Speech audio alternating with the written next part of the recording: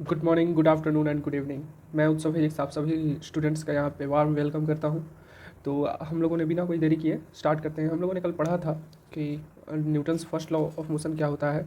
Simply case होता है Newton second law का, और ये हमने प्रूफ देखा था कल, आप लोगों ने समझ भी लिया था। तो बिना कोई देरी किए आज का टॉपिक स्टार्ट करते हैं। आज हम लोग पढ़ेंगे limitations of Newton's laws of motion, दूसरा टॉपिक पढ़ेंगे कंजर्वेशन ऑफ मोमेंटम, और तीसरा पढ़ेंगे component of velocity and acceleration in multiple system. समझ में आया?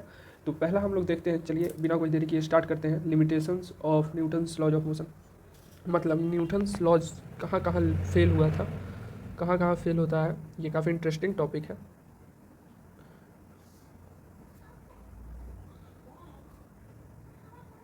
Limitations of Newton's laws of motion, laws of motion समझ में आया?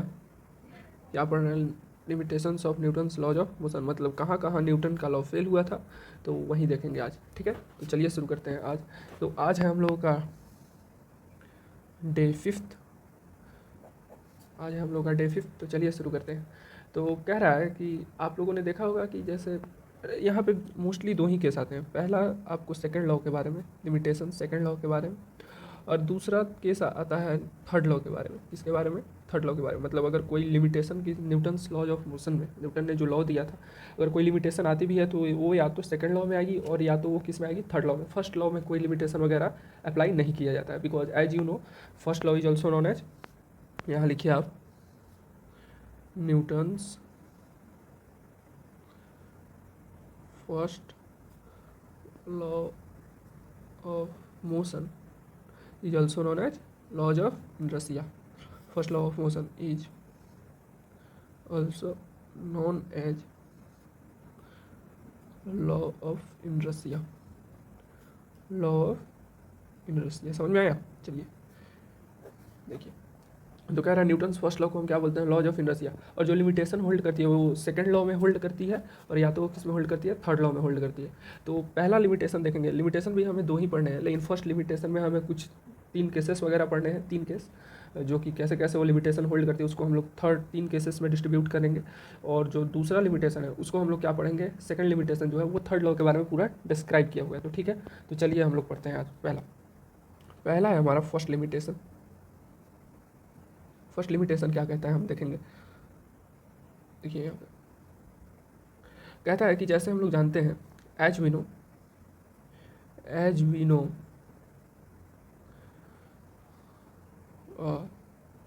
सेकेंड लॉ ऑफ मोशन, जो सेकेंड लॉ है किसका? न्यूटन का। वो क्या कहता है? Force is equal to M into A. क्या बोलता है? फोर्स जो है मास और एक्सेलरेशन का क्या है? प्रोडक्ट है या नहीं है? मास इंटू प्रोडक्ट, यही बताया गया है हमें, और ये है भी। तो क्या कहता है, ये कब तक होल्ड करेगा? इसका लिमिटेशन कब तक होल्ड करेगा? देखिए जैसे यहाँ पे हम लोगों ने देखिए यहाँ पे हम लोगों ने देखा था ये वाला article, Newton's first law of motion is simply a case of second law. ये वाला कैमरा में देखा, हाँ दिखाई दे रहा है। चलिए ये वाला हम लोगों ने पढ़ा था। Second law provide information about the applied force through rate of change of momentum, मतलब जो टाइम रेट हो रहा था मोमेंटम का, उसका क्या बता रहा था? ये अप्लाइड फोर्स का इन्फॉर्मेशन। तो देखिए कह रहा था मास और वेलोसिटी का प्रोडक्ट, हमने बोला था या नहीं बोला था? Let p be the momentum. तो मोमेंटम क्या होता है? M into V, mass into velocity. फिर जहाँ पे एम मास था, वी क्या था? वेलोसिटी था हमारा। तो मोमेंटम क्या होता है? Product of mass and velocity. Momentum को क्या बोलते हैं? Product of mass and velocity. आपने क्लास 9 में पढ़ा होगा। तो फोर्स क्या होता है? Rate of change of momentum. क्या होता है? चेंज ऑफ मोमेंटम, सॉरी यहाँ पे मैं लिखना भूल गया था, एज रिस्पेक्ट टू टाइम। समझ में आया? टाइम के रिस्पेक्ट में। तो यहाँ क्या होता है? इंस्टेंटेनियस लेवल पे क्या होता है? D P by D T. Rate क्या होता है? Change in momentum by T. Instantaneous level पे D P by D T. समझ में आया? तो अगर यहाँ पे हमने क्या लिखा था? Mass constant. क्या बोला था? Mass constant. तब हमारा क्या सिर्फ किसका डिफरेंशियल करना था हमको? वेलोसिटी का। और वो हमारा क्या आ रहा था? एक्सेलरेशन आ रहा था या नहीं आ रहा था? अगर आप यहीं पे ध्यान दें, अगर हमारा मास कांस्टेंट नहीं होता यहाँ पे, अगर हमारा मास कांस्टेंट नहीं होता तो क्या हमारा रिजल्ट एम इंटू ए आ पाता? नहीं आता। मास हमारा कांस्टेंट था, तभी तो डायरेक्ट से हमारा आंसर क्या आ गया? Force is equal to mass into acceleration. आया था या नहीं आया था? लेकिन अगर यहाँ पे हमारा मास कांस्टेंट नहीं रहता तो क्या हो जाता? ये हमारा रिजल्ट क्या करता? वेरी करता। तो यहाँ पे यही बात कह रहा है कि जो मास इंटू, ये जो सेकंड लॉ है, force is equal to mass into acceleration, ये कब तक मतलब बढ़िया से होल्ड करके रहेगा? जब तक हमारा मास कांस्टेंट है। और जहाँ हमारा mass, if our mass is not constant, अगर कांस्टेंट नहीं होता है, if our mass is not constant, our mass कहने का मतलब हुआ बॉडी का या फिर किसी पार्टिकल का मास अगर कांस्टेंट नहीं रहता है, देन सेकेंड लॉ, दिखाई दे रहा कैमरा में, हाँ, second law of motion, motion सीजेज क्या होगा, सीजेज का मतलब वो क्या कर जाएगा, वहाँ पे फेल कर जाएगा। सीजेज का मतलब क्या होता है, फेल, वहाँ पे क्या हो जाएगा, फेल कर जाएगा। जैसे अगर मास हमारा कांस्टेंट ना रहे तो क्या हो जाएगा, वहाँ पे फेल कर जाएगा और हमारा रिजल्ट हो सकता है F is equal to mass into acceleration ना आके कुछ और आए। जैसे आप लोगों ने प्रोडक्ट रूल पढ़ा होगा डिफ्रेंसिएशन में, तो वैसे ही अगर डिफ्रेंशिएट करते हैं तो हमारा फोर्स का एम इंटू ए बेसिक फार्मूला ना आकर के कुछ और रिजल्ट आएगा और हमारा ये लॉ क्या कर जाएगा, यहाँ पे फेल कर जाएगा। तो पहला केस है यहाँ, फर्स्ट केस आप देखेंगे, आपको एक एग्जांपल लेके, चलिए एग्जांपल लेके ही समझते हैं। पहला केस, फर्स्ट केस का एग्जांपल नहीं आप ले, रेन ड्रॉप, किसका, एक रेन ड्रॉप का एग्जांपल लेके देखते हैं, ठीक है। आप लोग को बताया गया होगा जब बारिश की बूंदें, ये सपोज दैट आपकी बादल है, क्लाउड, इसको क्या बोलेंगे, क्लाउड बोलते हैं। थोड़ा फिगर आप लोग कोई देख के मजाक नहीं उड़ाएंगे, थोड़ा फिजिक्स का क्लास है तो थोड़ा लेके चलेंगे, ठीक है। जब क्लाउड से बारिश होती है, बूंदें आती हैं, तो क्या करती है वो, लिटरली थोड़ी सी बड़ी होती जाती है, होती जाती है या नहीं होती जाती है, कंडेंस करती है। इसको क्या बोलते हैं हम लोग, ये सराउंडिंग वाटर मॉलिक्यूल्स जो प्रेजेंट रहते हैं इसके साथ ये क्या करती रहती है, कंडेंस होते हुए आती है, कंडेंस होते हुए आती है। कौन कौन कंडेंस होते हुए आती है, ये रेन ड्रॉप, जो हमारा ये जो भी क्लाउड होता है इसमें जो भी प्रेजेंट रहती है, किसके साथ, सराउंडिंग वाटर वेपर के साथ। समझ में आया, देखिए कंडेंस होते आती है। जैसे इसका मास अगर यहाँ पे m होता है, यहाँ पे मास इसका m होता है, तो यहाँ पे क्या हो जाएगा m2, यहाँ पे m3 और m4, और हम लोग क्या लिखते हैं इसको, m4 बड़ा होता है m3 से, m3 बड़ा होता है m2 से, m2 बड़ा होता है m1 से, m से। रहता है या नहीं रहता है, ये ऐसे रहता है। कंडेंस करने पे इसका मास जो होता है, मास दिखाई दे रहा है, हाँ, mass of rain drop constantly continuously increasing, क्या होते रहता है, इंक्रीज करते रहता है। समझ में आया, जब वो कंडेंस करते रहता है तो समझ में आया। मास जो होता है वाटर वेपर का कंटिन्यूसली इंक्रीज करते रहता है, मतलब बढ़ जाता है। जब बढ़ जाता है मास, तो आप देखेंगे यहाँ पे पहले मास क्या था, देखें तो मास इसका कंटिन्यूसली बढ़ा है, यानी कि इसका क्या आप देख रहे हैं, क्या यहाँ पे मास कांस्टेंट है, तो यहाँ पे क्या लिखेंगे, मास नॉट कांस्टेंट। समझ में आया, मास क्या है, कांस्टेंट नहीं है यहाँ पे। समझ में आया, यही बात है, मास कांस्टेंट नहीं है तो क्या हमारा result F is equal to M A आएगा। इस केस में जब रेन ड्रॉप का हम केस लेंगे, रेन ड्रॉप वो भी क्या कर रहा है, इफ़ इट इज़ फॉल कर रहा है। समझ में आया, अगर वो फॉल कर रहा है तब का केस लेंगे, तो क्या मास हमारा इसमें कांस्टेंट है, तो क्या जब इस पर अगर हम फोर्स निकालेंगे इस रेन ड्रॉप पे, तो क्या हमारा रिजल्ट एम इंटू ए आएगा, नहीं आएगा रिजल्ट, क्योंकि इसका देखिए पहले आप यहाँ देखिए, पहले m था, फिर m2 था, फिर m3 था, फिर m4 था। इसका कैसे कर रहा है, धीरे धीरे इसका मास क्या कर रहा है, इंक्रीज कर रहा है। इसका मतलब ये वैल्यू हमारा क्या है, कांस्टेंट नहीं है। समझ में आया, चलिए आगे हम लोग पढ़ते हैं अगला केस। यहाँ पे ध्यान दीजिए, अगला केस हम लोग लेंगे इसका सेकंड, हम लोग केस लेंगे। देखिए यहाँ पे सेकंड एग्जाम्पल ही लेके समझाते हैं। सेकंड एग्जाम्पल है या फिर सेकंड केस है, किसका है, रॉकेट, किसका, रॉकेट का, ठीक है। तो रॉकेट का फिगर बनाया जाए, सब कुछ का फिगर दिखाया जाएगा आपको, चिंता ना करिए। कुछ सोर्सेस की कमी है अभी क्लासेस में। तो ये कौन सा है हमारा, आकाश। आपको पता है आकाश किसने डिस्कवर किया था, हमारे मिसाइल मैन ने। आकाश और पृथ्वी दो मिसाइलें थी, उसको किसने डिस्कवर किया था, हमारे मिसाइल मैन ने। और मिसाइल मैन किसको बोलते हैं हम लोग, missile man of India, APJ Abdul Kalam. चलिए, तो ये आकाश है। तो जब ये क्या होता है, इजेक्ट किया जाता है, जब इसको उड़ाया जाता है, तो आपको पता है इसका पहले मास क्या होगा, इनिशियली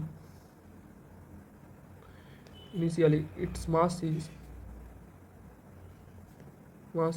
m। और जब इसको इजेक्ट किया जाता है तो इसका कुछ मास क्या हो जाता है, सम पार्ट ऑफ इट्स मास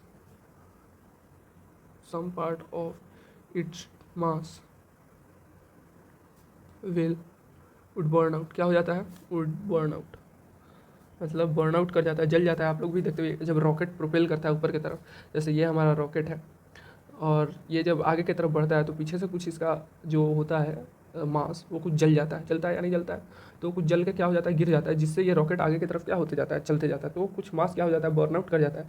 उस टाइम पे भी हमारा मास क्या होगा, इनिशियली मास m है, सपोज दैट हमारा कुछ m2 मास, अगर हमारा कुछ मास हमारा क्या हुआ, m2 मास क्या हो गया, बर्न करेगा, तो टोटल मास क्या होगा, टोटल मास क्या होगा हमारा m नेट। देखिए जैसे इनिशियल मास हमारा m है, mi, और कुछ मास हमारा फाइनल मतलब फाइनल मास क्या होगा हमारा m2। तो क्या होगा हमारा जो m नेट होगा वो कैसे निकालेंगे हम, ये हमारा इनिशियल मास माइनस m2 आएगा या नहीं आएगा। तो मास यहाँ पे भी क्या है, कांस्टेंट नहीं है, नॉट कांस्टेंट, नहीं है कांस्टेंट। तो इसमें भी हमारा ये जो फॉर्मूला है F is equals to m dot a, क्या ये भी होल्ड करेगा, नहीं करेगा, नहीं करेगा, नॉट होल्ड, गुड।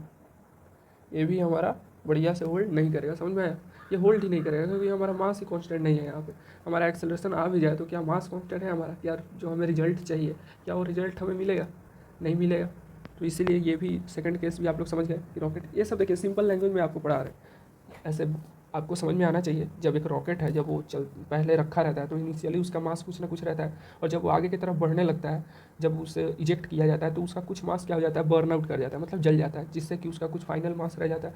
तो हम m नेट जब निकालते हैं तो m माइनस m2 करते हैं, या माइनस है, थोड़ा ध्यान देकर चलिए, जो कि हमारा कांस्टेंट नहीं है। और फॉर सेकंड लॉ कब कहता है, जब अगर हमारा मास कांस्टेंट रहेगा तो जो चेंज इन मोमेंटम होगा वो क्या होगा, वो अप्लाइड फोर्स का इन्फॉर्मेशन शो करता है। तो यहाँ मास कांस्टेंट है क्या, नहीं है, तो हमारा रिजल्ट भी क्या आएगा, डिफरेंट डिफरेंट आएगा। समझ में आया। चलिए थर्ड केस आपको पढ़ाते हैं। यहाँ पे थर्ड केस क्या कहता है, तीसरा केस कहता है if a body moving with, ये काफ़ी इंपॉर्टेंट केस है, ये आपने कहीं ना कहीं सुना भी होगा, रिलेटिविस्टिक वेलोसिटी। मतलब अगर हमारा कोई बॉडी है वो रिलेटिविस्टिक वेलोसिटी से ट्रैवल कर रहा है तो वो भी क्या होगा, उसका भी मास। अच्छा देखिए, जब किसी मास, जब कोई पार्टिकल जो रहता है, जब कोई पार्टिकल है, रिलेटिविस्टिक वेलोसिटी क्या होगा, वेलोसिटी एज कम्पेयर टू, यहाँ देखिए पहले ये लिख ही देते हैं, रिलेटिविस्टिक वेलोसिटी क्या होता है, इसका मतलब होता है velocity as compare to speed of light और एनर्जी, स्पीड ऑफ लाइट और एनर्जी। समझ में आया, कोई भी एनर्जी के स्पीड में या फिर लाइट के स्पीड से कोई चीज़ ट्रेवल करे, समझ में आया। तो जैसे इस केस में हम लोग मास का कैसे देते हैं वैल्यू, आपको पता होगा कि in this case mass of particle कैसे लिखते हैं, मास ऑफ पार्टिकल या फिर बॉडी, पार्टिकल और बॉडी कैसे देते हैं, एम को क्या लिखते हैं, M not by under root, क्या लिखते हैं, अंडर रूट, जैसे 1/v² माइनस c² लिखते हैं या नहीं लिखते हैं। मास को, जो मास होता है हमारा किसी बॉडी का, वो क्या होता है, m0/1 माइनस v²/c²। यहाँ पे m0 क्या होता है, रेस्ट मास, यार m0 is equal to rest mass, होता है या नहीं होता है। बाकी v आपको पता ही है, velocity of particle, and c आपको पता ही है, वेलोसिटी ऑफ लाइट, क्या होता है, वेलोसिटी ऑफ लाइट। चलिए ये सब आपको तो पता ही होगा। तो यहाँ पे क्या होगा, ये सब मास दिया हुआ रहता है, तो ये सब मास क्या यहाँ पे आप इंस्टेंट लेवल पे देखेंगे तो एट इंस्टेंट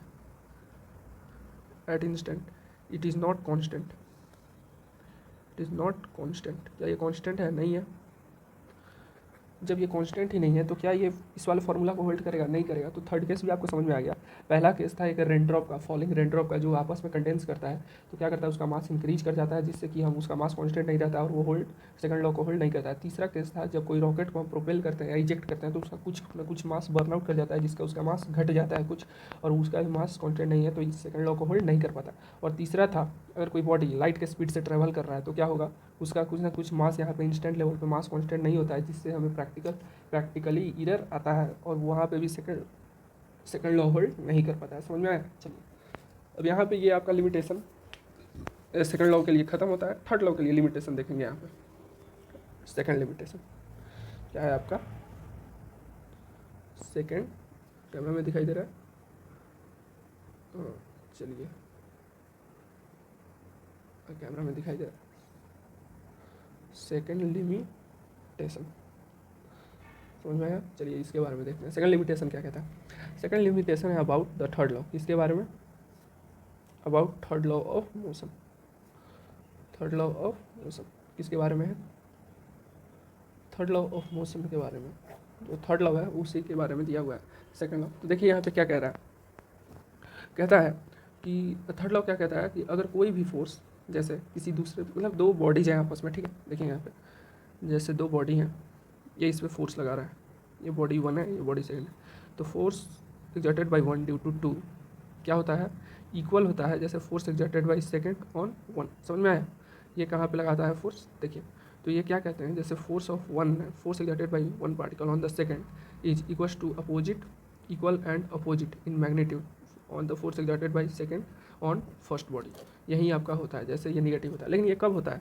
जब इन दोनों फोर्सेस को हम साइमल्टेनियस मेजरमेंट करते हैं। कब होता है? जब इन दोनों फोर्सेस को हम साइमल्टेनियस मेजरमेंट करते हैं, मतलब एक एक करके मेजरमेंट करते हैं, जिसमें टाइम इंटरवल क्या होता है? टाइम इंटरवल क्या होता है? काफ़ी कम होता है। Time interval is very negligible. क्या होता है? मतलब एकदम नेग्लिजिबल रहता है टाइम इंटरवल, जो कि दोनों का जो भी फ्रैक्शन ऑफ टाइम रहता है कंपेयर करने का, वो क्या रहता है? काफ़ी कम रहता है। ये मेनली ऑर्डिनरी प्रैक्टिकल पर्पस के लिए, काफ़ी ऑर्डिनरी प्रैक्टिकल पर्पस पे इस फोर्सेस को ऐसे लॉ एस्टैब्लिश किया जाता है। ये लॉ क्या किया गया है? इस्टेब्लिश किया गया। समझ में आया? इसको कौन से लॉ को? F exerted by force exerted by first particle on the second is equal to the minus of force exerted by second particle on the first body. Action is equal to equal and opposite reaction on the second body, that is called reaction force. समझ में आया? चलिए अगला है, कह रहा है इसमें, जो कि ये सेकंड लिमिटेशन मेनली क्या कह रहा है? If the time interval, if the time interval by the, अगर जो टाइम इंटरवल है, if the time interval by the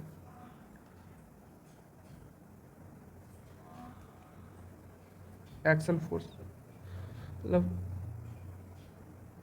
first measurement of force is comparatively, मतलब जो क्या हो जाए? लार्ज हो जाए in case of second force. जो सेकंड फोर्स है उसके कंपैरिजन में अगर ये हमारा लार्ज हो जाए, कौन सा? ये वाला जो पहला, जैसे अगर हम पहला फोर्स मेजर कर रहे हैं और उसका साइमल्टेनियस मेजरमेंट दूसरा भी करेंगे, लेकिन दूसरे को मेजर करने के टाइम में हमारा क्या हो जाए? टाइम इंटरवल काफ़ी लार्ज हो जाए। मतलब कि अगर हम क्या लिखेंगे इसको दूसरे केस में? At atomic level. क्या? At atomic level. इसमें साइमल्टेनियस एटॉमिक लेवल पे क्या साइमल्टेनियस मेजरमेंट पॉसिबल होता है? नहीं होता है पॉसिबल। जब एक एटम पे दो फोर्सेस अप्लाई करते हैं या फिर एक एटम दूसरे एटम पे फोर्स अप्लाई करता है, तो उसको मेजर करना काफ़ी टीडियस हो जाएगा। एक का टाइम निकालेंगे फिर उसी प्रैक्टिकल पर्पस में दूसरे एटम पे, तो ये दो एटम के बीच का हमारा काफ़ी टीडियस हो जाएगा। दो फोर्सेस निकालना, उनका टाइम इंटरवल चेक करना, बाकी फोर्सेस को इस्टेब्लिश करना दिया, तो ये काफ़ी टीडियस हो जाएगा, जिससे ये लॉ क्या कर जाता है? यहाँ पे सीज कर जाता है। सीज कर जाता है मतलब होल्ड नहीं कर पाता, नॉट होल्ड, ये वाला होल्ड लॉ हमारा होल्ड नहीं करता है। तो समझ में आया? At atomic level third law हमारा क्या कर जाता है? सीज कर जाता है। समझ में आया? अगला है हमारा topic conservation of linear momentum.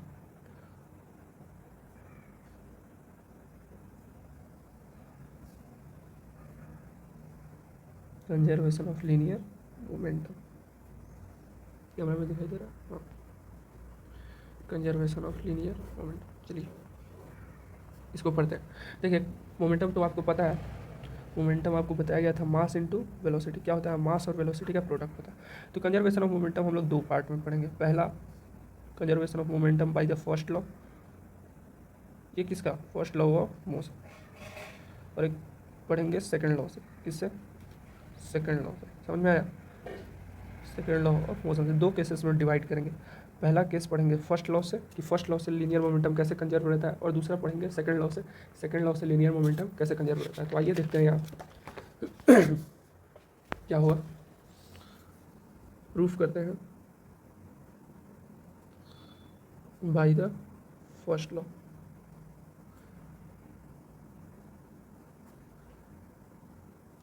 तो नेक्स्ट क्लास में देखते हैं। आज का क्लास काफ़ी ज़्यादा हो गया है, तो थैंक यू अभी तक जुड़े रहने के लिए हमारे साथ। चिंता मत करिए, सेकंड लॉ हम लोग कल दूसरा पढ़ते हैं, फर्स्ट लॉ से और सेकंड लॉ से। क्लास काफ़ी इंटरेस्टिंग है, आप लोग को आज मज़ा भी आया होगा लिमिटेशन न्यूटन्स लॉ का पढ़ने के लिए।